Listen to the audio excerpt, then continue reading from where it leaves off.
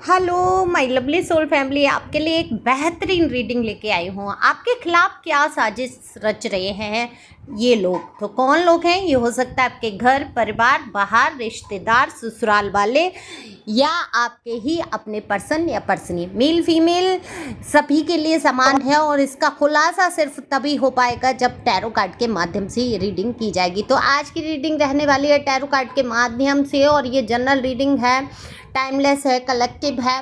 जब से मिलती है तभी से लागू हो जाती है। पहली बार आप आए हैं तो फटाफट से लाइक शेयर सब्सक्राइब करके कमेंट्स करके अपनी एनर्जी को मुझसे कनेक्ट कीजिए, जिससे कि रीडिंग आपके लिए भी हो सके। बाकी अगर आपके मन में कोई दुविधा है, प्रश्न है, बहुत ज़्यादा उलझन में उलझ चुके हैं, तो मार्गदर्शन के लिए, गाइडेंस के लिए या जानने के लिए कि साफ साफ आप देख सकें, जिससे निर्णय ले सकें, उसके लिए होती है टैरो की रीडिंग। तो आप पर्सनल रीडिंग ले सकते हैं। पर्सनल रीडिंग फ्री नहीं है, डिस्क्रिप्शन से नंबर ले सकते हैं। नंबर टाइटल पे भी होगा, थंबनेल पे भी होगा, जहाँ से भी आप व्हाट्सएप नंबर है, और फ्री रीडिंग नहीं है, और व्हाट्सएप की डीपी पर चार्ज है। टैरो ट्रेनिंग आप करना चाहते हैं वो भी कर सकते हैं। तो चलते हैं रीडिंग पे। कार्ड मैंने शफल कर लिए हैं, और जो टॉपिक है, आपके खिलाफ क्या साजिश रच रहे हैं ये लोग, तो देखो उसके ऊपर मैं एक दो शब्द कहना चाहूँगी।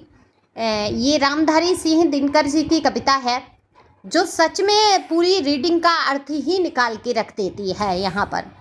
तो मैं शुरू करूँगी इस कविता से ही। फूंक फूंक विष लपट उगल जितना हो जहर हृदय में, बंशी बंसी यह निर्गलर बजेगी सदा शांति की लय में। पहचाने किस तरह भला तू निज विष का मतवाला, मैं सांपों की पीठों पर कुसुम लादने वाला। चक्षुश्रवा, चक्षुश्रवा कहते हैं सांप का ही एक नाम है। चक्षुश्रवा श्रवण कर बंसी के भीतर के स्वर को, जिसने दिया तुझको विष उसने मुझको गान दिया है। ईर्षा तुझे उसी ने मुझको भी अभिमान दिया है। इस आशीष के लिए भाग्य पर क्यों ना अधिक इतराऊं, तान तान फण ब्याल की तुझ पर मैं बंसी बजाऊं। तो इस कविता जो है ये कहीं ना कहीं ये एनर्जी कनेक्ट करती है आप लोगों से। तो बिल्कुल आपके खिलाफ रचने वाली साजिशें, ये विष उगलने वाले लोग, ये सांप जिनको जहर भर के दे दिया है भगवान ने, अगर तो आपको बंसी की तरह मीठी तान का गान भी तो भरते आए आपके अंदर। आपकी भाषा, आपकी बातें, आपके शब्द एक शीतलता प्रदान करते हैं। तो ये आपकी एनर्जी निकल के आई है, इसीलिए मैंने इस कविता को कहा है कि सामने वाला विष उगल रहा है, सामने वाला आपके साथ बुरा सा बुरा कर रहा है, और आप क्या कर रहे हैं? फूलों का टोकरा उसको दे रहे हैं उपहार में, यानी कि आप उसके साथ कोई भी बुरा बर्ताव करना नहीं चाहते हैं। अब जब घमंड इंसान को, ऐसे इंसान को हो गया जिसके अंदर कोई गुण नहीं है, कोई क्षमता नहीं है, केवल वो खाली आपके खिलाफ साजिश करने वाले लोग जो हैं केवल विष उगलते रहते हैं, तो उनको इतना घमंड हो सकता है, तो आपको अपनी अच्छाई पे गर्व क्यों नहीं होगा? तो बिल्कुल गर्व करने जैसी स्थिति आपकी है। आप आगे बढ़ो, अपने आप पर भरोसा रखो। ये सबसे बड़ी बात है कि आपको ईश्वर ने इतना अच्छा दिल दिया है, इतने अच्छे शब्द दिए हैं। आपका जो बोलने का तरीका है वो किसी को भी शीतलता प्रदान कर सकता है। बहुत गुस्से में भी अब अगर कोई आपके सामने आ रहा है तो आपकी छोटी सी मुस्कुराहट तो उसका गुस्सा शांत कर सकती है। ये सबसे बड़ा हथियार आपके पास है। तो इतनी मासूमियत, इतना प्यारापन आपके अंदर भरा हुआ है। तो आपके खिलाफ क्या साजिश रच रहे हैं? क्या साजिश कर सकते हैं ये इनकी साजिशें? ये आपकी देखो, ये जनरल रीडिंग है तो मैं एकदम सिचुएशन आपको पकड़ के नहीं ले रही हूँ यहाँ पर। हो सकता है आपकी सिचुएशन किसी अन्य व्यक्ति विशेष से हो, या किसी घर परिवार, या जो भी कार्यस्थल से हो, ये कहीं से भी है। ये आपकी अपनी दिमाग में आप सोच के ये रीडिंग सुन सकते हैं, आपसे रेजोनेट करेगा। क्योंकि यहाँ जो डिमोटिवेट करते हुए लोग दिख रहे हैं कि उनकी साजिश है कि आप आगे ना बढ़ पाएँ, ये तो उन्होंने हमेशा से आपके लिए किया। हमेशा से उन्होंने ये साजिश की कि आप आगे ना बढ़ पाएँ, आप अपने मन के अंदर इतना दुख समेट के बैठ जाएं, ऐसी बातें आपको सुनने को मिलें कि आप उन्हीं बातों में उलझ के रह जाएं। अब देखो इन लोगों का दिमाग देखो कितना शातिर है।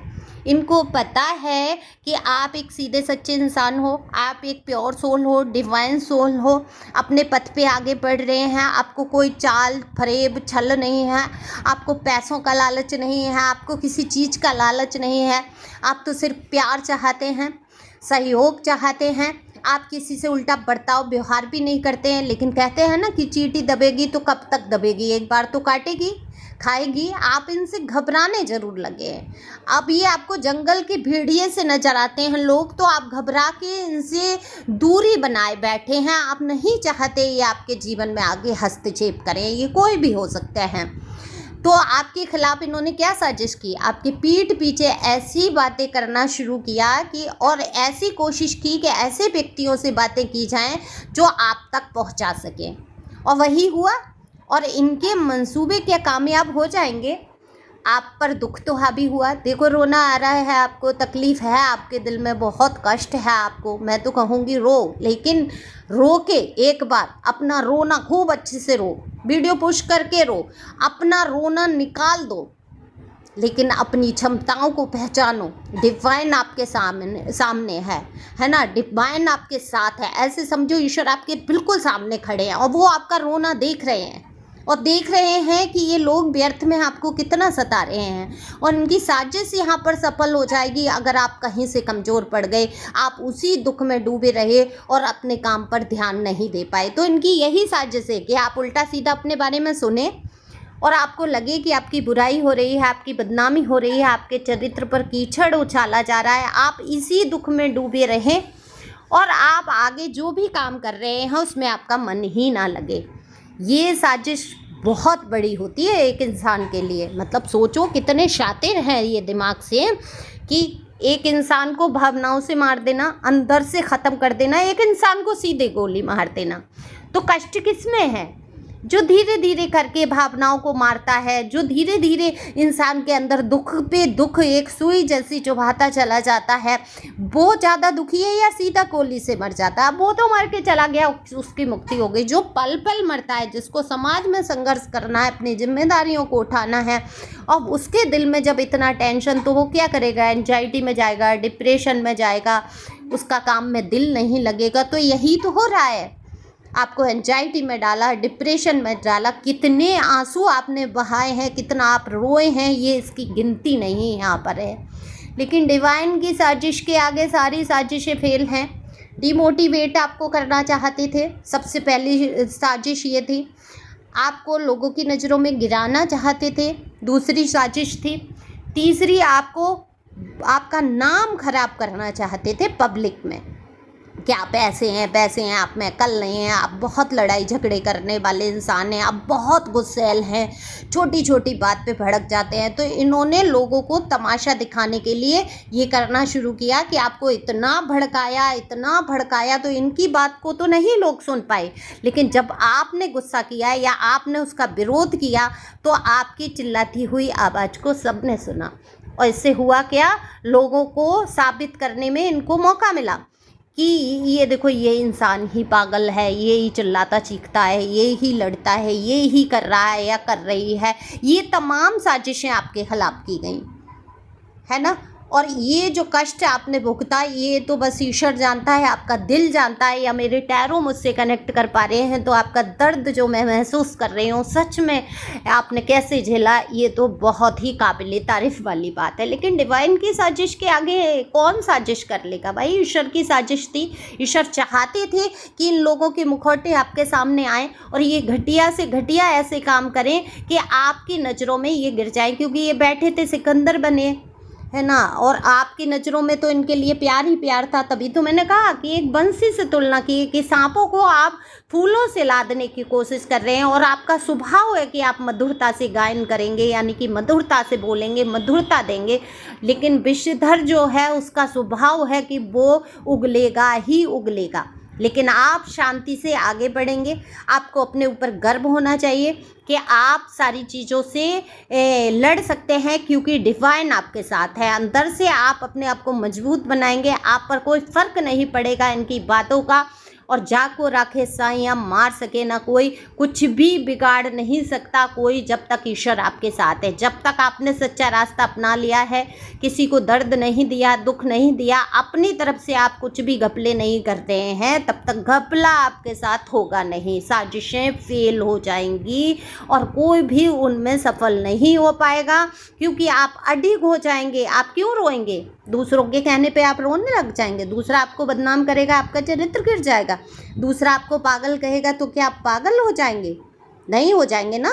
तो वो खुद व्यर्थ में अपना समय नष्ट कर रहा है, वो व्यर्थ में खुद चिल्ला चिल्ला के अपना चरित्र गिरा रहा है, वो साबित कर रहा है कि वो इस चरित्र का है, तब वो ऐसी बातें कर रहा है। नहीं तो कहाँ से बातें कर लेगा?